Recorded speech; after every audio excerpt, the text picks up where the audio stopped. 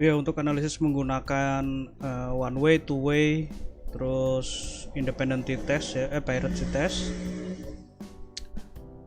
Jadi yang pertama kita lakukan persiapan datanya terlebih dahulu. Nah, ini saya singkat saja ya karena caranya sama dengan kemarin. Jadi nanti bisa dipelajari untuk detailnya yang kemarin itu, biar nggak kelamaan. Nah, jadi untuk tabulasi data itu yang benar seperti ini ya. Nah, sebenarnya seperti ini. Jadi kalau misalkan yang dikirim itu kayak kemarin, itu pasti nggak akan selesai analisisnya karena tabulasi data awalnya aja udah salah. Nah, seperti ini ya. Ya udah ada kodenya, caranya sama dengan yang kemarin. Oke, seperti ini ya. Nah, ini untuk yang pirate sample t-test yang ini. Kita buka SPSS seperti biasa.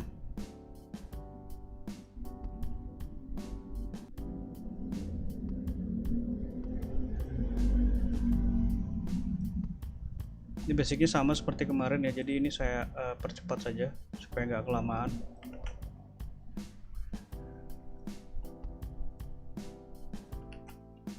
Oke, seperti ini. Kemudian kita masukkan yang independent, pirate sample t-test.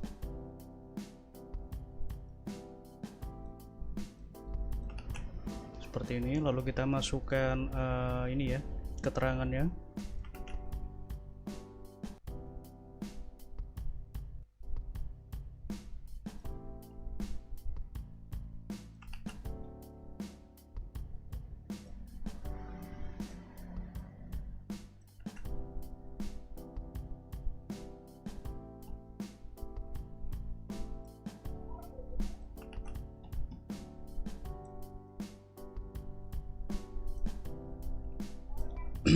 Ya, seperti ini.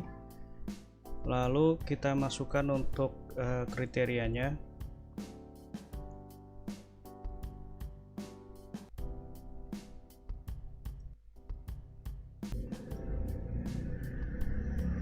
Value 1 untuk yang metode pembelajaran ini tinggal diikuti saja seperti ini caranya. Sama ya dengan yang kemarin.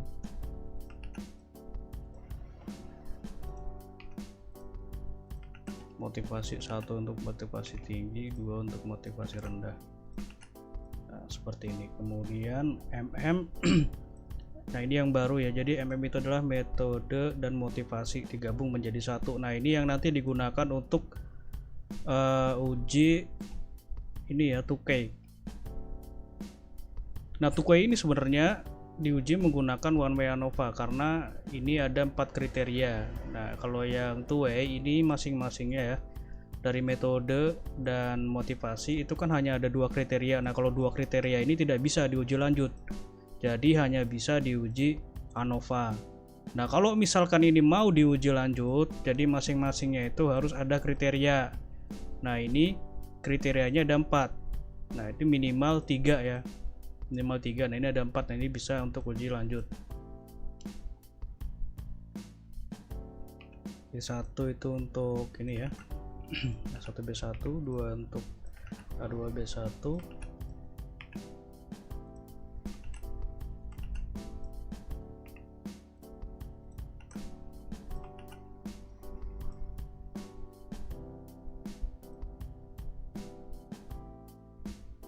Nah, seperti ini.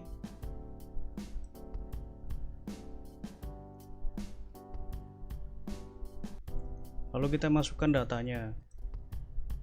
Nah, ini kalau begini gampang, tinggal kita copy saja seperti ini ya. Nah, ini ya yang baru nih ya. Nah, pretest post test.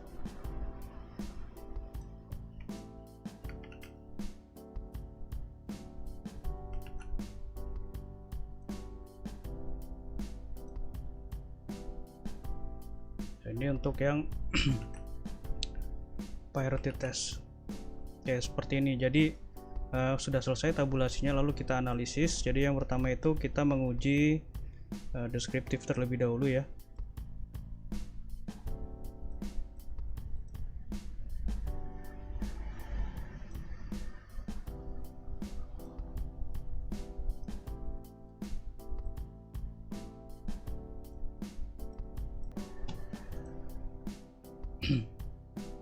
Nah ini deskriptif, kemudian nanti dilanjutkan dengan two-way dan sesuai ini ya, sesuai dengan yang ada di interpretasi. Nah untuk deskriptif caranya seperti ini, klik analyze, kemudian deskriptif statistik, lalu kita pilih menu deskriptif. Nah ingat di sini ya, yang diuji itu tidak semuanya, jadi hanya yang ini ya, pretest dan posttest. Di blok seperti ini kita masukkan ke variabel lalu klik OK. Nah ini hasil untuk deskriptifnya seperti ini ya. Oke seperti itu. Kemudian uji normalitas. Nah normalitas ini sebenarnya salah ya metodenya ya, bukan seperti ini ya, cuma nggak apa-apa lah,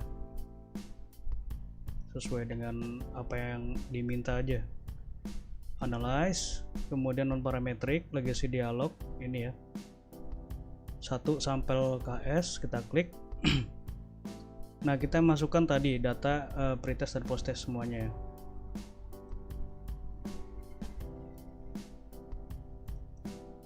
Oke, ini lalu klik OK. Nah ini ya, ini adalah hasil uji normalitasnya. Jadi yang digunakan sesuai contoh yang dikirimkan, itu yang digunakan adalah nilai asymptotic. Nah ini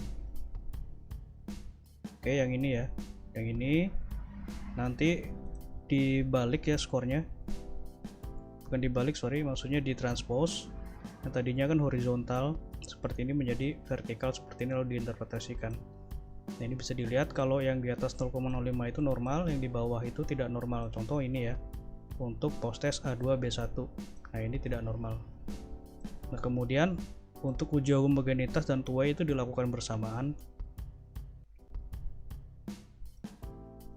Caranya seperti ini, analyze, lalu kita pilih menu ini ya, general linear model, univariate.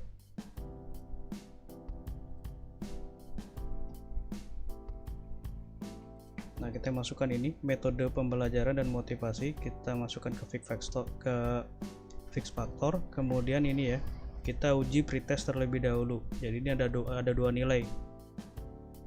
Ini biasanya saya charge 2 kali ya, karena y-nya ada 2, tapi ini nggak apa-apa, saya charge sekali saja.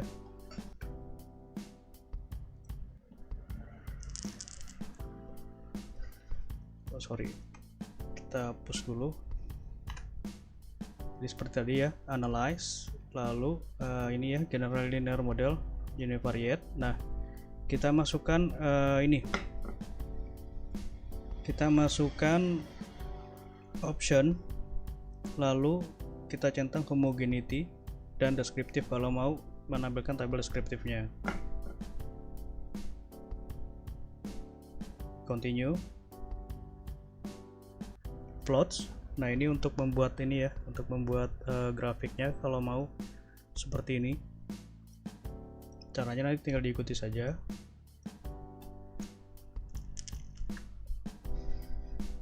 Continue.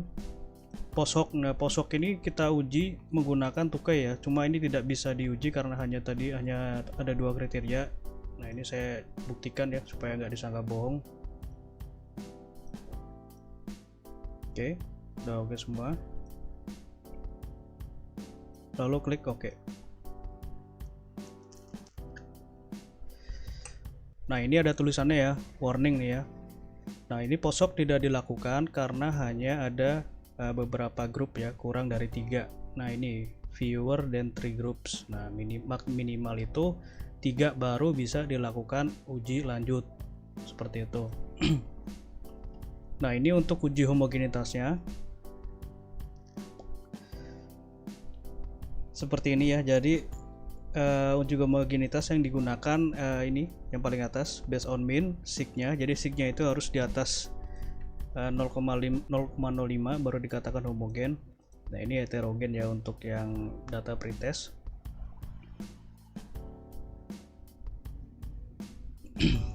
Selanjutnya untuk yang two-way itu sama seperti kemarin ya, yang diuji ini.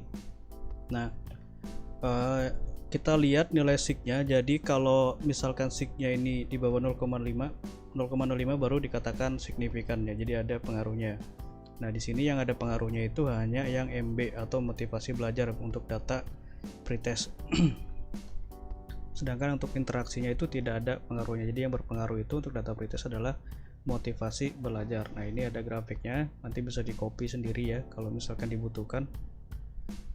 Untuk yang post test caranya sama ya seperti tadi, analyze, kemudian ini ya general model, univariate.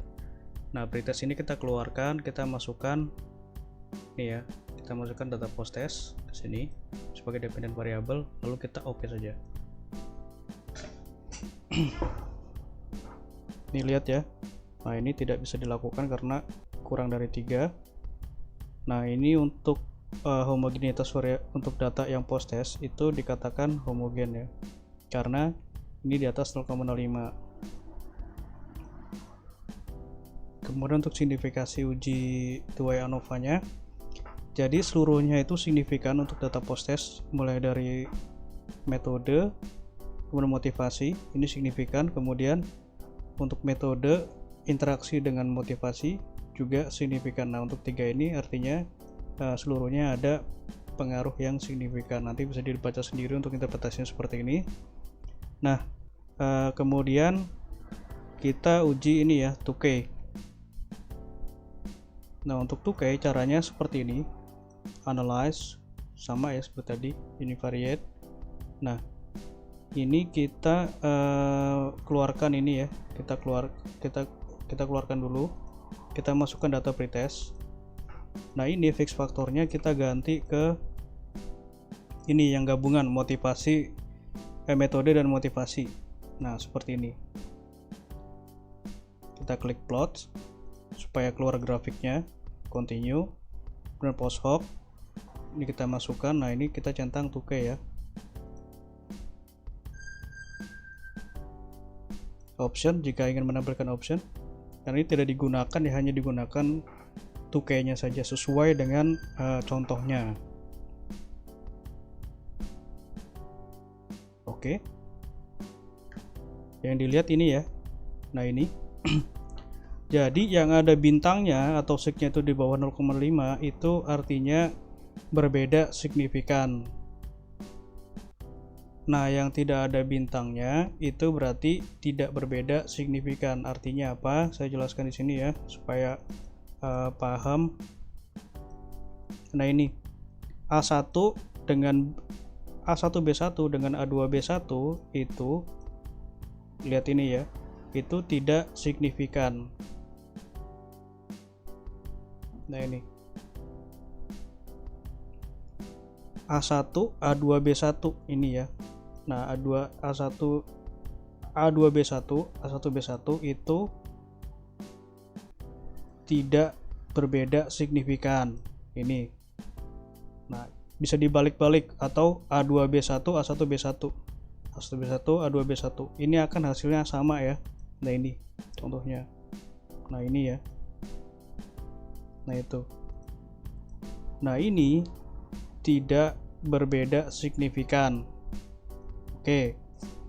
Nah, kita baca yang tidak berbeda dulu. Jadi tidak berbeda signifikan itu artinya adalah A2B1 dan A1B1 itu memiliki dianggap sama ya, artinya tidak berbeda. Demand difference-nya ini dianggap tidak berbeda secara pengujian 2K, tapi kalau secara statistik ya jelas ada bedanya ya. Nah, untuk A2B2 A1B1 A2B2 ini ya, lihat ya, A2B2 A1B2 itu juga tidak berbeda signifikan. Lihat signya nih. Nah, ini dikelompokkan dulu. Jadi di sini ada dua kelompok yang tidak berbeda ya, tidak berbeda signifikan, yaitu A2B2 A1B2, A2B1 A1B1. Nah, ini tidak signifikan. Tidak signifikannya berkelompok ya. Nah, ini berkelompok, sudah saya kelompokkan. Ini udah mudah sekali ini untuk dipahami ya. Ini saya jelaskan yang paling sederhana. Nah, kemudian yang signifikan mana? Nah, ini sudah saya kelompokkan nih yang signifikan ya. Nah, yang signifikan itu adalah A1, A2B2 dan A1B2. Ini ya satu grup, ini di grup ya.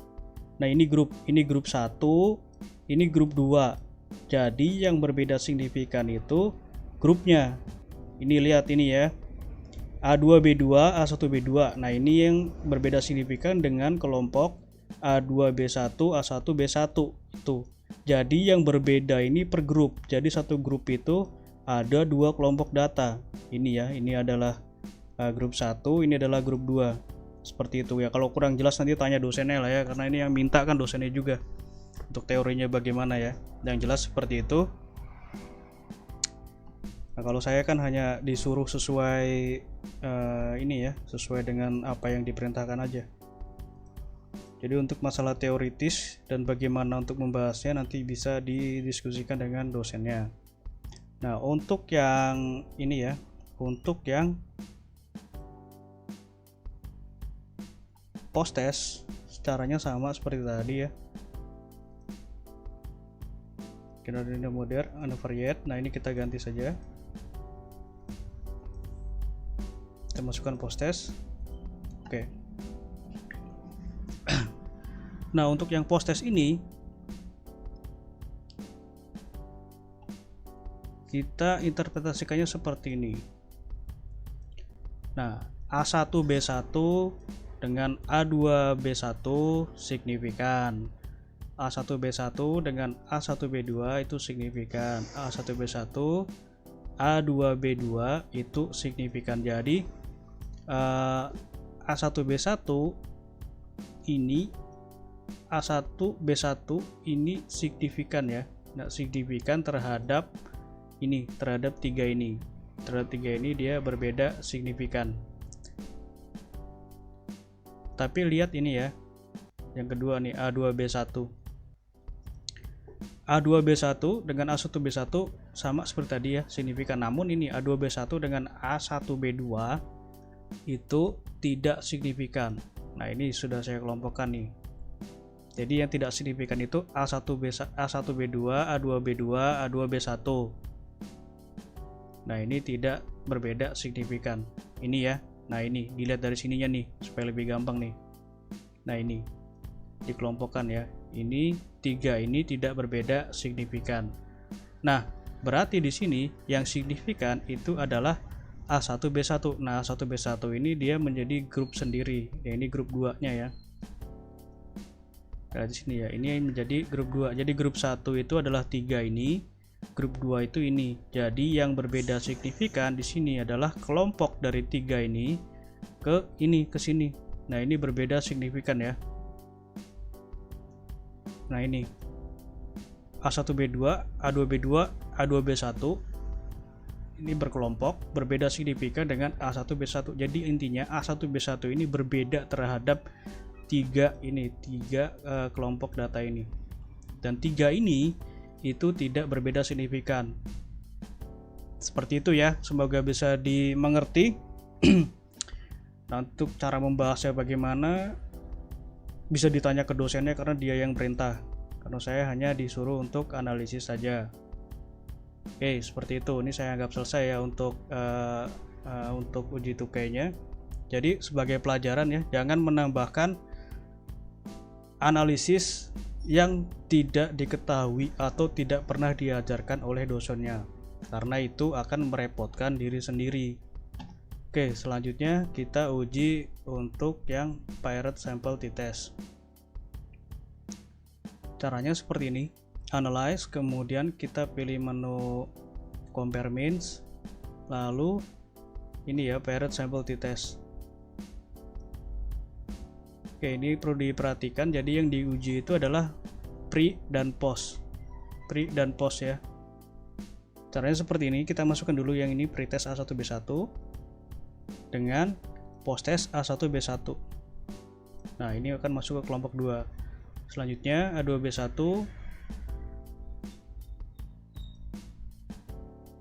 A1B2.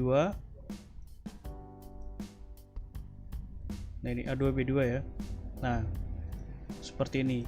Jadi pre, post, seperti itu ya. Lalu klik OK.